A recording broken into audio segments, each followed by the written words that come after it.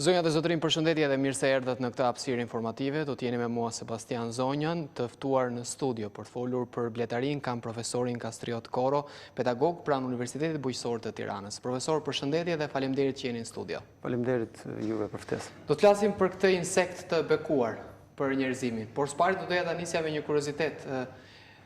Albert Einsteini, një nga gjenit e njerëzimit, ka thënë se në qoftë se zhduket bleta, zhduket dhe njerëzimi. Pse a e ka thënë në fakt një shprehje të tillë dhe pse e ka thënë një shprehje të tillë? Po. Kjo është një shprehje e saktë e thënë dhe është e thënë nga Einstein dhe kjo ka bërë që njerëzimi sot njerëzimi dhe gjithë shoqëria jonë të ketë frikë nga zhdukjeve këtij insekti magjik siç e thatë juve. Për faktin sepse ai, pra, ky insekt magjik sipas organizatës ndërkombëtare të ruajtjes së natyrës, është përgjegjës për mbi 80% të polinizimit të bimëve në natyrë. Dhe nëse ky nuk ekziston, nuk do të ekzistojë ky biodiversitet kaq i bukur dhe kaq vital për jetën e njeriut, dhe njerëzimit shumë shpejt do t'i vinte vdekja ose do të zhdukesh.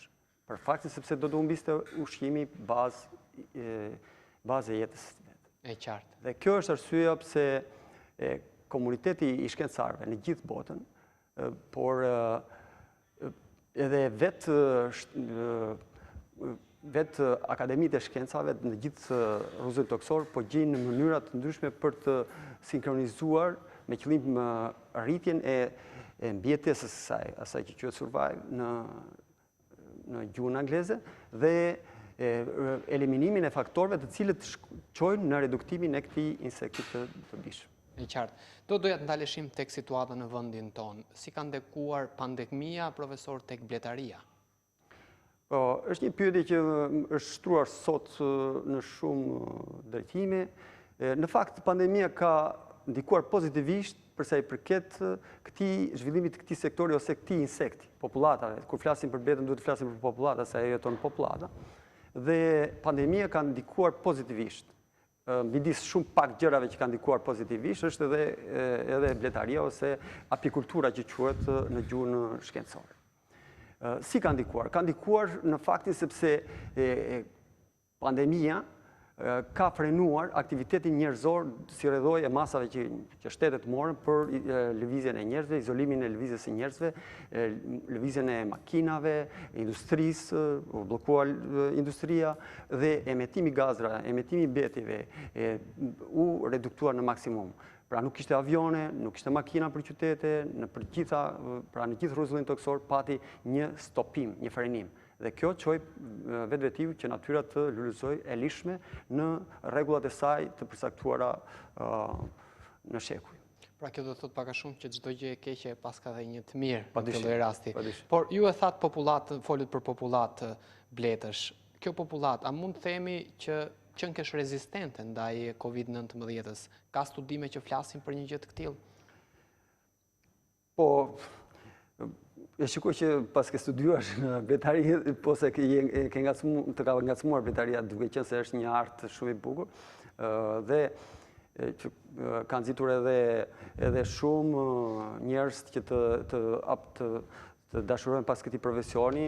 Ju e dini që aktori i madh Hoffman e la profesionin e vet dhe ju pushtua bletëve pikërisht ndaj këtij insekti të dobishëm.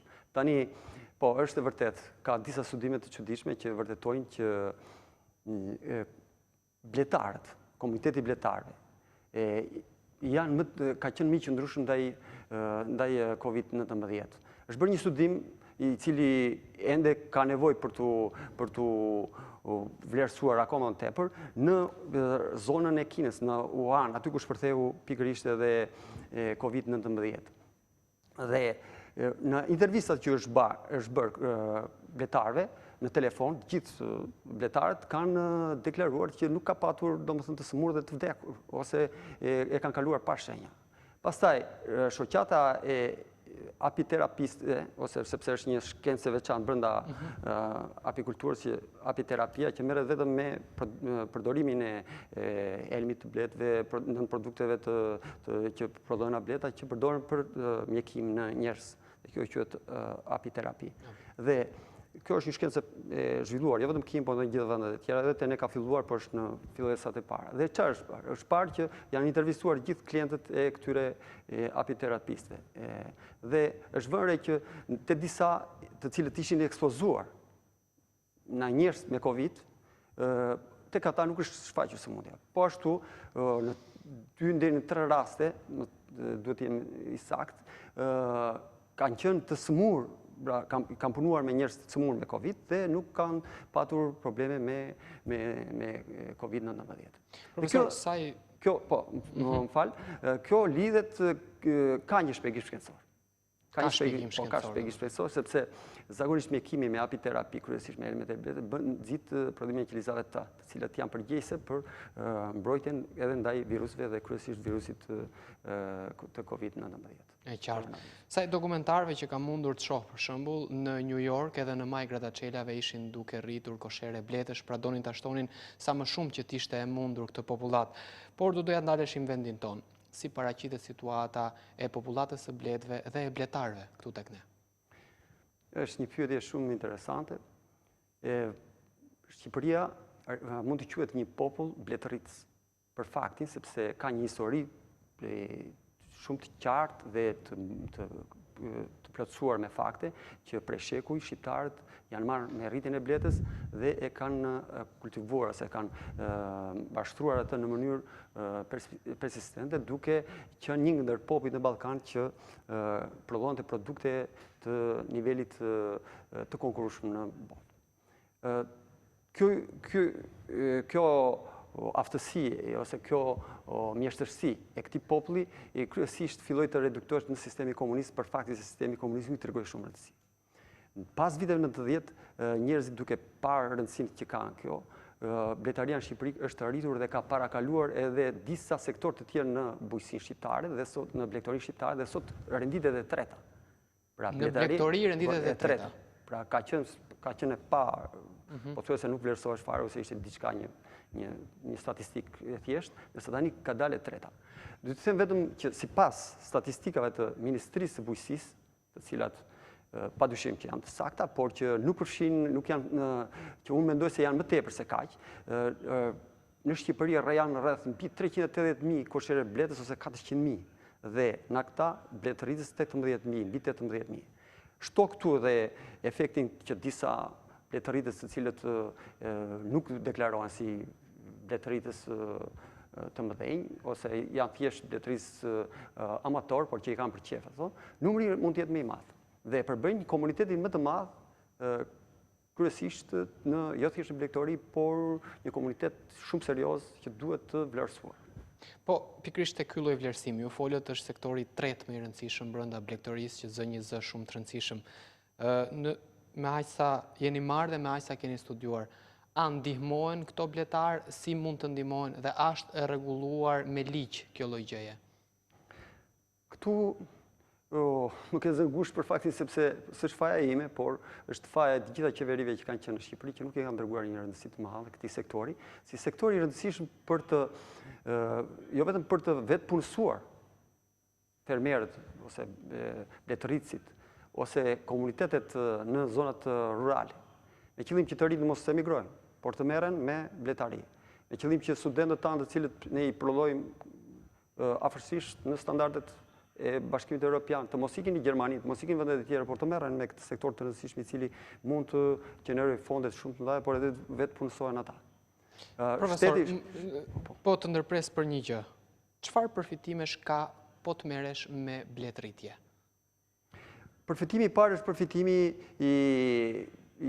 që ne e cilësuam në hyrje të intervistës, pra sepse ky është një sekt magjik, siç e cilësuat ju, kështu e ka cilësuar edhe UNCN-ja, Unioni Ndërkombëtar për Mbrojtjen e Natyrës, sepse ai është përgjegjës për cilësinë e jetës, për cilësinë për biodiversitetin në një vend, por edhe në gjithë botën. Pra, ky është rëndësia e parë. Rëndësia e dytë është rëndësia ekonomike. Rëndësia ekonomike për faktin sepse ky gjeneron fondet, gjeneron të ardhura. në prodhimi i mjaltit në produktet e tjera, sepse propolisi në produktet e tjera, sot është, ju thash edhe në fillim, është hapur një degë e re që quhet apiterapi, po në ana tjetër, na bletaria mund të gjenerohen, mund të gjenden vende pune jo vetëm për bletarët, por të gjenden edhe për mjekët, mjekët që merren vetëm me apiterapi, por njëkohësisht mund të gjenerohen vende për zgduktarët, sepse përgatisin për shembull zgjohet dhe ato që quhen kosheret e bletës. Kështu që ky është një sektor shumë i rëndësishëm që mund të gjenerojë fonde të shumta dhe mund të eliminojë edhe varfërinë. Pra mund të zbusë varfërinë në një shtet, siç e jemi ne. Pra mundet që të zbusë varfërinë në një shtet. Ju folët pak a shumë për qumshtin e bletës, për mjaltin e bletës dhe u ndalem pikërisht tek grantet apo tek ndihmesa që mund të jepet për këta bletarë dhe për studentët që të rinë në vendin tonë. Të ndërpreva pikërisht tek fakti ku përflisje pse nuk është rregulluar dhe pse nuk janë ndihmuar këta bletarë kaq shumë në gjykimin tuaj. Ka disa arsye. Arsyeja e parë është arsyeja e neglizhenzës. Pra vetë shtetet tona, shtetet në përgjithësi, kanë qenë indiferent ndaj këtij komuniteti. Në një kohë që ky është një komunitet shumë i madh, i cili është komunitet që i organizuar. Është i organizuar edhe për faktin sepse ky komunitet ka qenë i organizuar edhe në sistemin monist në Shqipëri. Pra, sistemi monist nuk e kolektivizoi bletën. Pra, tentoi, por nuk arriti. Dhe ky komunitet i ekzistonte që atëherë. Tani u zgjerua dhe ne themi janë 18.000, afërsisht 20.000. Por keni parasysh që janë dhe familjarët e tyre që sigurojnë të ardhurën atje. Dhe ky komunitet ka që madh është neglizhuar dhe nga mosnjohja e realitetit, nga Ministria e Bujqësisë, nga ministritë e bujqësive që kanë qenë këtu. Sepse unë duhet ta them te ky televizioni jo serioz, që në Shqipëri zakonisht ministrat e bujqësisë të radhë kanë qenë ministra që vinë vetë nga zonat rurale, që janë rritur në bujqësinë. S'mund ta bëj bujqësinë një njeri i cili i shikon bletës nga televizori dhe ka frikë. Nuk mund ta bëj bujqësinë për shembull një ministër i cili është rritur në Tiranë. Pra nuk s'mund ta dijë se ç'është bujqësia, çfarë shqetëson bujkun, çfarë shqetëson bletarin, çfarë shqetëson blegtorin në përgjithësi. Kështu që kjo është një arsye tjetër. Arsye tjetër është mungesa e vizionit të qeverive. Pra qeveritë tona nuk kanë patur vizion. Ka arsye tjera të cilat kanë të bëjnë me korrupsionin. Pra, unë shikoj që janë dhënë grante në bletari. Po si janë dhënë këto grante? Në Shqipëri ka një federat të bletarëve, e cila sikurse unë i njoh shumë mirë ata sepse komunikoj me kolegët e mi. Dhe ata nuk janë thirrur asnjëherë. Dhe nuk e di se kush i ka marrë këto grante. Dhe ku kanë vajtur këto grante?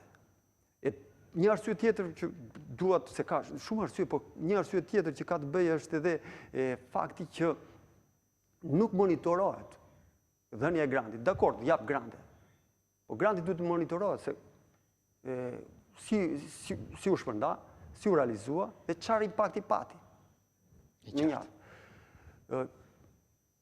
Ka shumë arsye të tjera pastaj që ndikojnë që ky sektor është lënë arres ose është neglizhuar, pa dashur ose për qëllime të ndryshme, por ajo që është e rëndësishme është fakti që Shqipëria duhet ishte ndër vendet e para që ta suportonte këtë sektor dhe tani tash ajo ka mbetur pas Maqedonisë dhe Kosovës. Bletarët në Kosovë për shembull marrin suport më shumë se sa bletarët në Shqipëri. Një bletar në Shqipëri mund të marrë 10.000 lekë të vjetra ose 1.000 lekë të reja subvencion për një koshere blete.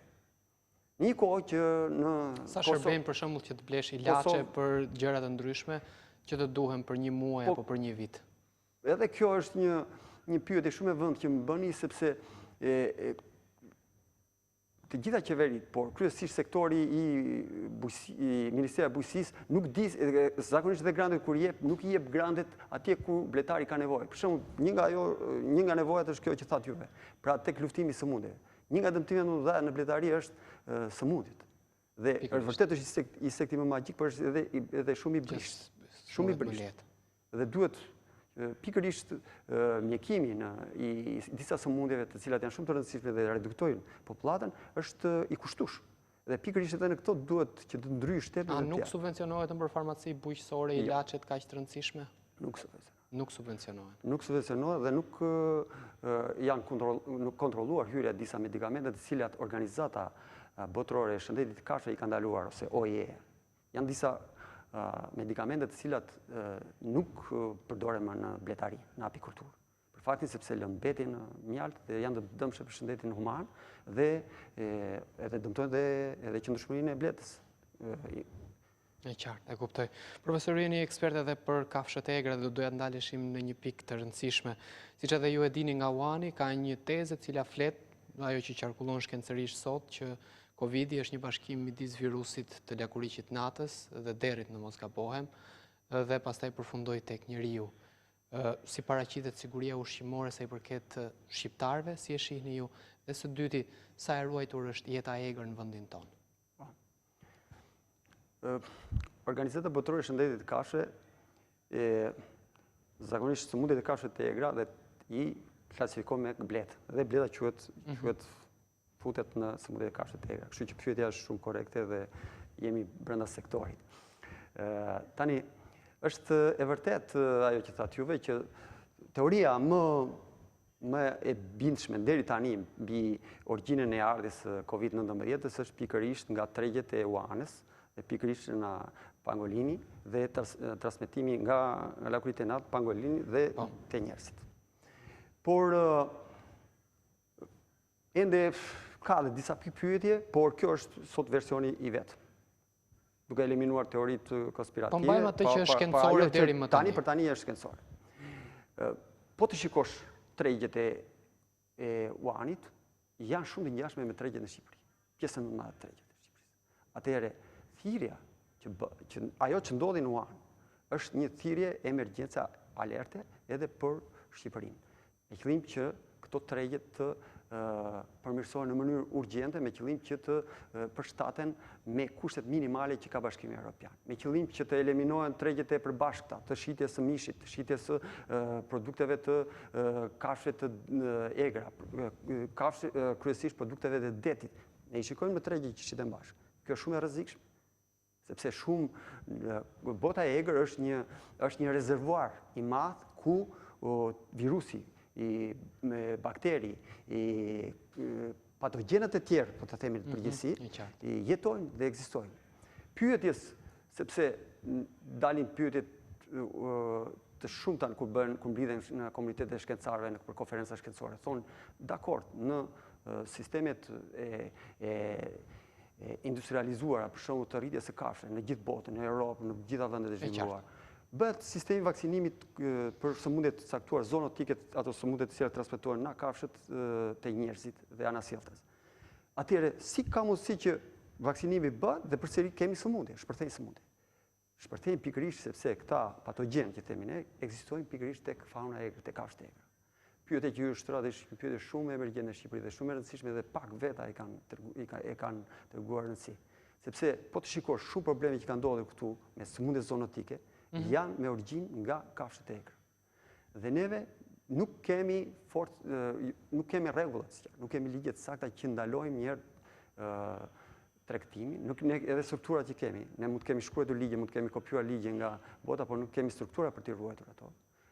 Unë po të them vetëm një shembull, Shqipëria është kampion e tregtimit ilegal të shpendëve të egra, të cilët vinë nga vendet aziatike dhe afrikane dhe kalojnë ndërmjet Shqipërisë dhe pastaj ato kalojnë në vendet e Bashkimit Evropian, sepse janë disa organizata ndërkombëtare, disa konventa ndërkombëtare të cilat ndalojnë tregtimin e për shembull të shpendëve të egra dekorative nga Azia, bie fjalën në Afrikën, në Itali direkt. Dhe pikërisht gjenden këto rrugët. Juve besoj se e kuptoni që në një vit të futen mbi 10.000 lloj shpendësh të egra në Shqipëri në forma ky vend nuk ka mundësi që t'i mbajë, nuk ka domethënë mbajtës të kafshëve dekorative kaq shumë në Shqipëri. Atëherë ku shkojnë këto? Ato unë mendoj se tregtohen. Po ky tregtim dakord, sepse do thuash ti lëviz edhe paras butet edhe një çik varfëria. Por problemi është se këto kafshë të cilat dinë pa kontrolluar bashkë me ardhjën e tyre kanë edhe patogjen të ndryshme, mund të kenë virus, mund të kenë baktere të cilat ne nuk i kemi ekzistuar, nuk kanë qenë ekzistuar këtu më parë. Kështu që ato mund të bëhen të rrezikshme për Profesor, thuaj se 30 vite në mos edhe më shumë kemi punuar kundër florës dhe faunës në vendin tonë. Kemi punuar të gjithë bashkërisht, ndoshta dikush duke heshtur dhe dikush duke gryer tokën në cilën ne qëndrojmë, bashkë me kafshët duke i vrarë, duke i shitur e duke bërë çdo lloj gjëje. Në gjykimin tuaj si ekspert, a ka një mundësi rimëkëmbjeje dhe sa do të duhej që të kishim një florë dhe faunë të pasur, ashtu siç mund ta ketë një vend tamam siç duhet jetë? Po. Thuhet që njerëzimi në çërinë e tij, në evolucionin e vet, në raport me natyrën, ka bërë atë progresin që bën gaforja. Gaforja ecjen e ka mbrapsh. Kështu ka bërë dhe njeriu me natyrën. Pra e ka shkatruar natyrën në mënyrë shpesh pa vetëdijshme, shpesh për të siguruar fitime të mëdha dhe nuk e ka shfrytzuar në mënyrë të qëndrueshme, atë që thonë sot ambientalistët. Pra një shfrytëzim ose jo shfrytëzim, po një përdorim, sepse fjala shfrytëzim është e rëndë, përdorim të kontrolluar, po, harmonik me natyrën. Harmonik, e vërtet. Tani, dëmtimet nuk ka nevojë, ja thatë juve, dhe dëmtimet ka qenë kaq i madh sa që vetë njerëzimi tani e ka kuptuar. Mjaftojnë vetëm 2-3 muaj që u stopua aktiviteti njerëzor në gjithë globin dhe ne u pa maja e Himalas, që ishte parë. E qartë. U pa në Shqipëri, u pa në Dajti, u pa në mënyrë të pastër Tirana, pa atë mjergullën e famshme. Kështu që këto janë dy, pra ky izolimi prej 2 muaj, 3 muaj i aktivitetit njerëzor tregoj që nëse njerëzimi ose shoqëritë njerëzore punojnë në mënyrë harmonike me natyrën, ne mund ta rehabilitojmë atë dhe mund ta kthejmë në gjendjen e mëparshme. Do na duhen shekuj. Por kjo duhet të nisë tani.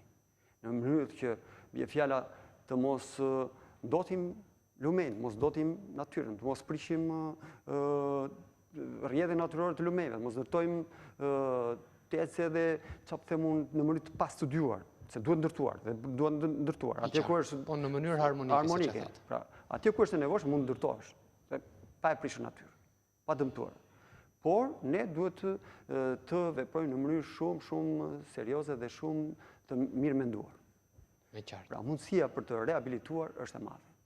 Për shembull, ndotja e deteve nga plastika është një përgjegjësi direkte e njeriut. Dhe ka ardhur, kur zbuluar plastika u quhet si një zbulim i madh. Por tani ka treguar që është një nga zbulimet më të shëmtuara që ka bërë njeriu, sepse njeriu ka bërë edhe zbulimet, po ka bërë, sepse pothuajse janë mbushur detet dhe oqanet me plastik. Atëherë si mund të eliminohet kjo? Si mund ta rehabilitojë njeriu këtë? Këtë mund ta rehabilitojë duke përdorur kryesisht amballazhe të riciklueshme ose kryesisht mund të kthehemi tek në identitet atëherë kur kemi përdorur për shembull në vend të plastikës qelçi. Duket ndonjëherë, profesor, edhe një pyetje të fundit, duket ndonjëherë sikur me këtë zhvillim teknologjik apo shkencor që kemi, duket sikur mund t'i mundim ligjet e natyrës. Por ndonjëherë në krahun tjetër na kthehet mbrapsht me ciklone, na kthehet mbrapsht me tërmete, kthehet mbrapsht me shumë gjëra të tjera. A i mundim dot ligjet e natyrës apo duhet të gjejmë një harmoni tek ajo që ju thatë më herët, se na është mbushur mendja faktikisht deri diku? Shumë e qartë kjo. Kjo ka qenë kryefjala kryesisht e atyre shkencëtarëve të cilët janë për ta mundur ose kryesisht ta nënshtrojmë natyrën, por de facto deri tani ne nuk e kemi nështruar natyrën. Dhe ky është gabimi i madh. Pra, natyra ka ligjet e veta dhe sado të përparë shkenca, ne duhet që ti bindemi natyrës ose ti falemi natyrës. Vetëm kjo mund të na çojë në progres të qëndrueshëm dhe që njerëzimi të jetojë në mënyrë paqësore dhe të mos kërcënohet. Ne themi COVID-19 ka qenë një pandemi e rrezikshme, e frikshme për njerëzimin. Por për mendimin tim nuk është më e frikshme sepse ato që ka ndodhur nga shkatërimi i natyrës, nga përmbytjet, nga rreshet e mëdha, nga tërmetet e tjera, por kryesisht nga përmbytjet. Megjithëse si rrëdhoi erozionet e të tmeshme. Me qartë. Numri atyre ka qenë më i madh se sa. Me qartë. Profesor, të falenderoj për këtë hapësirë interviste, të falenderoj gjithashtu edhe për informacionet tuaja dhe humanizmin tuaj. Faleminderit juve.